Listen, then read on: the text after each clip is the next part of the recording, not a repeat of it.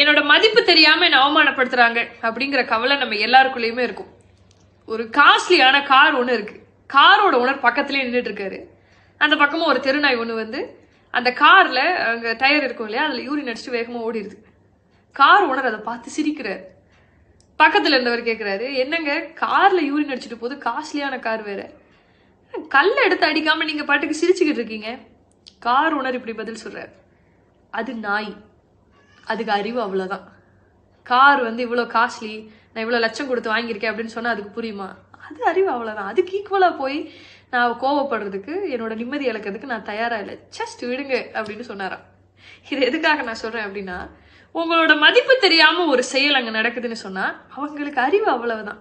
போய் ரொம்ப மல்லு கட்டி நான் யார் தெரியுமா, என்னோட வேல்யூ என்ன தெரியுமா அப்படின்னு ப்ரூவ் பண்ணுறதுக்கு பொதுவாக ஸ்மைல் பண்ணிட்டு கடந்து போயிருங்க. Just pass